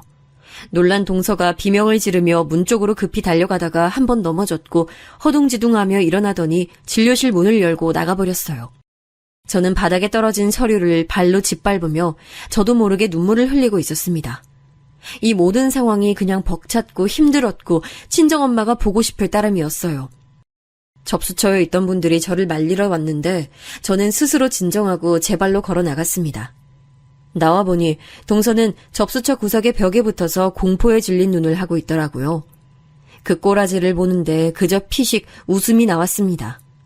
저는 터덜터덜 건물 밖으로 나와서 정처 없이 걷다가 새언니에게서 온 문자를 보고 길가에 주저앉아 버렸어요. 힘든 일 겪은 사람들끼리 의지하면서 앞으로 잘 지내자고 그렇게 왔더라고요. 홀린 듯 새언니에게 전화를 걸었습니다. 언니, 정말 죄송한데 제가 지금 갈 곳이 마땅치 않은 것 같거든요. 제가 그쪽으로 가도 될까요? 제가 혹시 거기서 잠깐 지내도 괜찮을지 오빠한테 물어봐 주시겠어요? 무슨 일인지 모르겠지만 당연히 돼요. 무조건 오세요. 오빠한테 왜 물어봐요. 당연히 된다고 할 것을. 지금 어디예요? 이동하기 어려운 상황이면 위치 알려줘요. 내가 데리러 나갈게. 그 망설임 없는 대답을 듣고 펑펑 울었네요. 무슨 정신으로 친정오빠와 새언니 집까지 제가 갔는지도 모르겠어요. 새언니는 저를 따스하게 반겨줬고 저 때문에 일찍 퇴근했다는 친정오빠는 어떻게 된 상황인지부터 물어왔어요. 저는 두 사람 앞에서 있었던 일을 그대로 말해줬죠. 이야기를 들은 두 사람은 동시에 한숨을 푹 내쉬었고 할 말은 많지만 참는다는 기색이었어요. 저는 그날 밤 남편과 통화를 마쳤습니다. 남편이 자기 모친의 행각에 너무 민망해했고 기가 막혀 했어요. 설마 그렇게까지 생각하고 행동하시는 분일 줄은 자식인 나도 몰랐어. 너한테 미안해서 내가 지금 어떻게 해야 할지 모르겠네. 나 다음 주에 들어가니까 그때까지 일단 잘 지내고 있어. 알았지? 내가 가서 엄마하고 해결 볼게. 남편이 확실하게 제 편에서 지지를 보내주는 것에 제 마음이 풀렸습니다. 마치 친정엄마가 주고 가신 선물 마냥 오빠와 자연스레 화해를 하고 새언니와 수다를 떨며 시간을 보낼 수 있음에 감사함도 느꼈고요. 그렇게 제가 조금씩 진정을 하며 차분하게 스스로를 가라앉히고 있던 때였어요. 너무 놀라운 일이 발생했는데 그건 바로 동서의 유산이었어요. 갑작스러운 유산 소식을 듣고 제 심장이 철렁 내려앉았습니다. 제가 동서가 있는 병원에 찾아가서 난동 아닌 난동을 부렸던 순간이 자연스레 먼저 떠오르더라고요. 유산 소식을 저에게 전해오신 시어머니께서 악다구니를 쓰시며 저를 욕하셨어요. 네가 작은 애 찾아가서 지랄을 피웠다며. 네 엄마 잃고 악에 받쳐서 눈에 뵈는 게 없으니까 네 동서되는 사람이 품은 생명을 해치고 싶었니? 평소에 질투하면서 싫어했던 대상이니까 아주 이때다 싶었던 거지? 이 천하에 빌어먹을 못된 것 같으니라고. 어머님, 제가 무슨 동서를 질투하며 싫어했다고 그러세요. 맹세코 그런 적 없었어요. 친정엄마 일로 제가 감정이 격해진 상태에서 동서를 찾아갔던 건 맞는데 해를 끼치려고 그런 건 아니었어요. 오해 마세요. 오해 말라니. 자기가 장례 치르고 와서 부정 타는 몸인 걸 뻔히 알면서도 임신한 자기 동서를 굳이 찾아갔는데 이런 못된 심보를 가지고서 오해 말라고 하더니 이거 참 기가 막힐 노릇이네. 너같이 악독한 걸 더 이상 우리 집안에 둘 수가 없어. 내가 너 작정하고 우리 장남하고 이혼시킬 거니까 각오해. 무슨 말씀을 드려도 통할 상황이 아니더라고요. 저는 동서와 대화를 나눠보고 싶었지만 제 연락을 안 받더군요. 유산 원인이 명확한 것도 아니건만 제가 범인으로 지목된 상황이라 속이 답답했어요. 오빠는 무조건 제 편을 들었습니다. 우리 집에 사기를 친 큰 이모만 봐도 친척 이런 거 다 필요 없어. 우리는 딱 우리끼리만 가족인 거야. 너 시어머니로부터 멸시받는 며느리 됐다고 해서 기죽거나 상처받고 그럴 필요 없어. 알지? 여차하면 그냥 이혼해. 이혼하고 새 출발하면 되는 거야. 요즘 세상에 이혼이 흠이냐? 내가 너 지원해 줄 테니까 걱정 붙들어 매고. 오빠한테서 내가 이런 응원을 받을 줄은 생각도 못하고 살아왔네. 고마워, 오빠. 이런 순간에 오빠 없었으면 나 진짜 견디기 힘들었을 거야. 하나를 얻으면 하나를 잃는 게 세상의 이치라고 하던가요? 사랑하는 친정엄마를 떠나보내고 멀리하며 살았던 친정오빠를 가까이 얻게 됐으며 남편과의 관계는 여전히 크게 문제가 없지만 동서 유산으로 인해 제 처지가 몹시도 곤란해진 상황이에요. 시어머니 동서와의 관계는 사실상 이미 파탄이 난 것이고요. 현재 남편이 귀국길에 올라 있는데 과연 이 상황이 어떻게 마무리될까 싶어 아주 머리가 아픕니다. 대체 어떤 결과를 내려고 상황이 이토록 꼬이게 된 것일까요? 만약 여러분이 제 입장이라면 어떻게 행동하시겠어요?